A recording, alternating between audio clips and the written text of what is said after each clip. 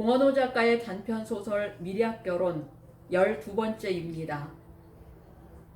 제주도에 도착한 영주와 오박사는 서울에서 미리 예약해 놓은 호텔에 가서 여장을 풀었다. 서귀포 바닷가가 한눈에 내려다 보이는 호텔이었다. 영주는 창가로 가서 커튼을 걷어 젖히고 바다를 내려다보고 서 있었다.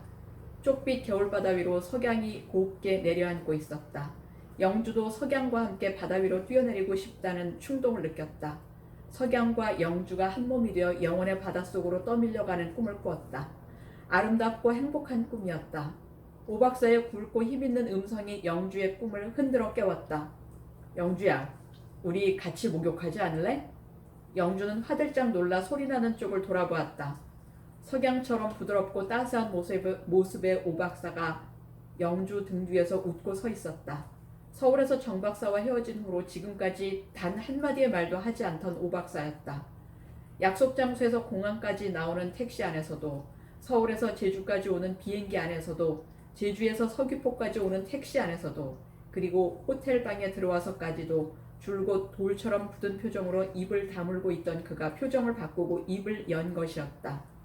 영주는 갑작스런 아빠의 변화를 어떻게 받아들여야 할지 몰랐다. 아빠. 영주는 뚫어지라고 오박사의 얼굴을 쳐다보고만 있었다.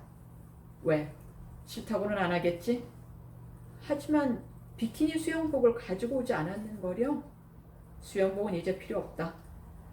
네 부끄러움은 내가 가려주고 내 수치는 네가 덮어주면 되지 않겠니? 오박사는 훌훌 옷을 벗어던지고 있었다. 영주도 원피스 지퍼를 풀기 위해 손을 자신의 등 뒤로 가지고 갔다. 그런 수고는 이제 나한테 시켜줬으면 좋겠구나. 오박사는 영주를 돌려 세우고 원피스의 지퍼를 푹 끌어내렸다. 원피스가 스르르 밑으로 흘러내리고 속옷이 차례로 벗겨져 나갔다. 영주야, 우리가 피를 나눈 부녀지간이라면 너는 어떻게 하겠니? 그래도 이 순간을 피하고 싶지 않겠니? 오박사는 영주의 나신 앞에 눈을 제대로 뜨지 못하고 말했다. 피를 나누었다고 해서 달라질 것은 아무것도 없어요. 저는 지금까지 단 한 번도 아빠를 우리 아빠가 아니라고 생각해 본 적이 없으니까요. 너는 내 피로 태어난 내 친딸이란다. 알고 있어요. 오늘 오전에 차 과장님이 전화로 다 이야기해 주었어요. 그 악다구리가 기어이. 오 박사는 차경미를 노려보듯 허공을 노려보며 입속말로 내뱉었다. 하지만 아빠, 차 과장님의 폭로도 제 마음을 돌려놓지는 못했어요. 저는 처음부터 아빠가 영주의 아빠이면서 동시에 영주의 남자이길 원했으니까요. 좋아. 아빠도 영주가 아빠의 딸이면서 동시에 아빠의 여자이길 원하겠어. 오 박사는 영주를 번쩍 안아 침대 위에 눕혔다. 아빠, 목욕부터 안 하시고요? 씻고 나서 더럽히는 것보다 더럽히고 나서 씻는 것이 더 종교적이지 않겠니? 오 박사는 영주의 두 다리 사이로 자신의 몸을 힘껏 밀어 넣었다. 한밤중이었다. 전화벨이 요란하게 울렸다. 깊은 잠에 골아 떨어져 있던 오 박사와 영주는 화들짝 놀라 잠을 깨웠다. 이 밤중에 무슨 전화람? 오 박사가 눈을 감은 채 투덜거렸다. 아빠, 그냥 주무세요. 제가 받을게요. 영주가 벌거벗은 몸을 반쯤 일으키고 머리맡에 놓여있는 전화기를 끌어당겼다. 여보세요? 영준이? 차경미였다. 밤늦게 전화해서 미안해. 아니, 괜찮아요. 아빠 옆에 계시지? 주무시는데요? 급한 일이라서 그러는데 좀 깨워줘. 병원 일인가요? 아니, 그런 건 아니지만. 오 박사가 손을 뻗쳐 영주에게서 전화기를 빼앗았다. 무슨 일인데 이 밤중에 전화를 다 했소? 오 박사가 볼멘 소리를 했다. 궁금한 것이 한 가지 있어서요. 궁금한 것이 뭐요? 친딸을 잡아먹는 기분이 어떻던가요? 그 기분이 궁금해서요. 그 기분을 이야기해 줄 사람은 이 세상에서 박사님 오직 한 분밖에 없지 않겠어요? 그래서 박사님을 찾았는데 무슨 호텔 몇 호에 계시는지 알 수가 있어야죠. 호텔을 알아내느라고 애먹었어요. 그러니까 이 차경미의 성의를 봐서라도 좀 자세히 설명을 해주세요. 부탁드립니다. 오 박사는 전화기를 집어던져버렸다. 악다구리 같은 놈이냐. 오 박사는 치를 떨었다. 아빠, 왜 그러세요? 아니다, 아무것도. 오 박사는 악몽을 떨쳐버리려는 듯 머리를 심하게 흔들고 나서 영주를 끌어안았다. 그때 전화벨이 다시 울렸다. 영주가 오 박사의 가슴을 밀어내며 전화를 받으려고 했다. 아니다, 내가 받을 테다. 오 박사는 영주의 손을 밀어내고 재빨리 전화기를 집어들었다. 기다려. 서울 가서 자세히 가르쳐 줄 테니까 기다리란 말이야. 오 박사는 전화를 끊고 교환을 불러 외부 전화는 바꾸지 못하게 하고 전화기를 내려놓았다. 아빠, 영주가 오 박사 품 안으로 뛰어들며 말했다. 차 과장, 병원에서 내보내세요. 그 여자 정말 꼴불견이에요. 그 여자를 내보내는 것이 문제가 아니고 우리에게 설당이 없다는 것이 문제로구나.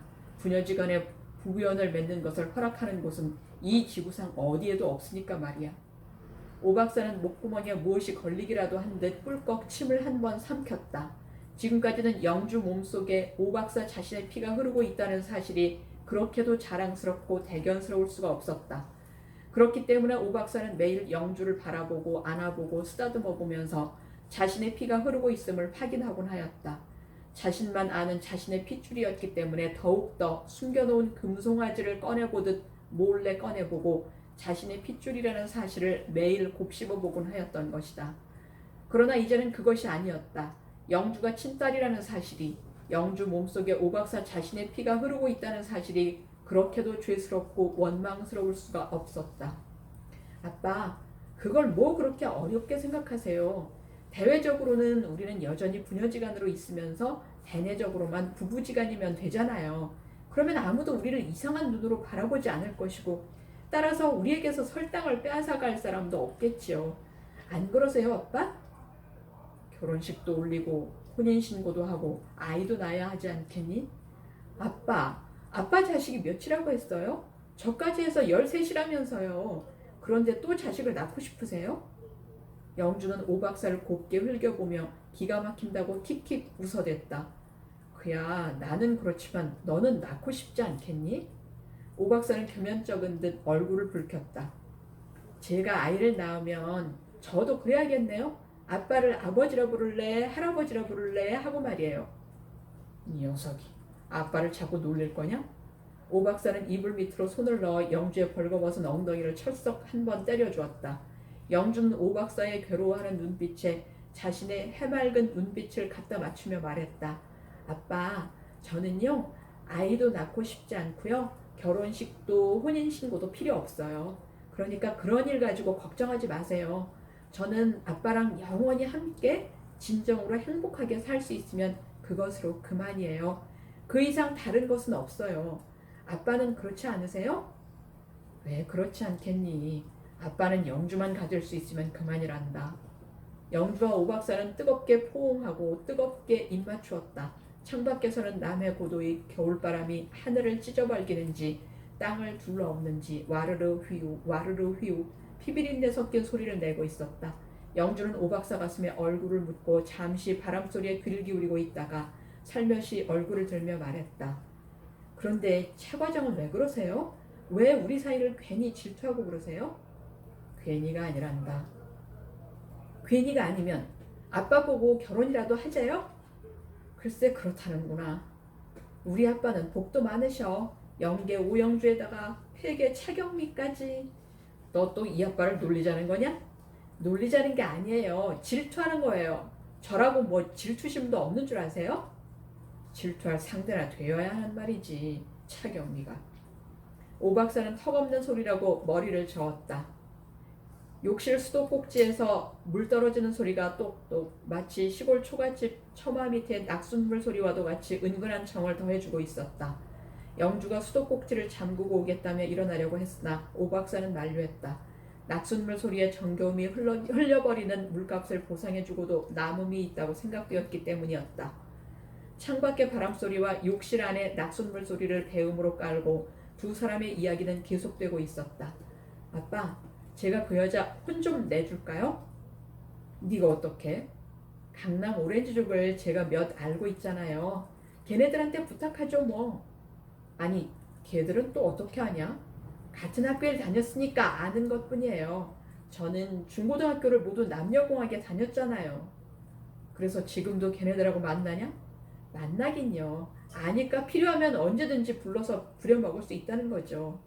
너 절대로 걔네들하고 만나지 마라. 무슨 변을 당하려고 그러냐. 염려 마세요. 영주는 걔네들한테 당하고 다닐 정도로 어리석지 않으니까요.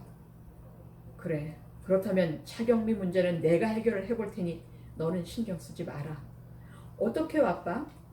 차경미가 나보고 결혼하자는 것은 나를 보고 하자는 것이 아니고 내 재산을 보고 하자는 것 아니겠니? 그러니까 한 재산 떼어주면 순순히 물러나겠지 뭐. 차경미가 쥐고 있는 비밀의 비중이 크다 보니 재산을 떼어주고 해결을 한다고 했을 때 적게 떼어주고는 해결이 나지 않을 터였다.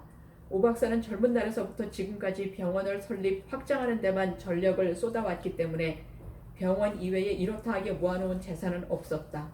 그렇긴 하지만 병원 하나만 하더라도 엄청난 재산임에 틀림이 없었다. 강남의 노른자위 땅에다가 부지 1000평에 연건평 1800평의 5층 건물이니 부동산으로 팔더라도 시가 2,300억은 좋게 나갈 것이었다. 거기다가 의사가 7명에 종업원 300명을 거느린 단일 병원으로서는 국내 최대 규모이고 보면 반드시 부동산 시가로만 따질 수 없는 값어치를 지녔다고 할 것이었다. 오 박사는 그 병원을 주식으로 나누어 3분의 1이나 아니면 절반을 차경미에게 떼어줄 생각이었다. 그렇게라도 떼어주고 주변을 정리할 수 있다면 정리하고 남은 여생 영주와 행복하게 살고 싶었다.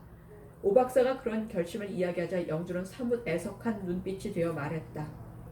영주 때문에 손실이 너무 크시군요. 반드시 영주 때문만은 아니지. 영주 이외에도 많은 사람들의 출생 비밀이 차경미 손에 들어가 있으니까. 그 많은 사람들의 비밀이 담겨있는 기록부를 돌려받고 차경미의 입을 막아야 하거든. 그래도 저로선 너무나 죄스럽기만 해요. 죄스럽긴. 아빠가 평생을 바쳐 이렇게 해놓은 병원이잖아요. 그보다 더한 것이라도 영주와 바꾼다면 주저하지 않고 바꿀 생각이란다. 영주가 정말 그만한 가치가 있다고 생각하세요? 이따마다. 영주는 내 생명의 마지막 불꽃이야.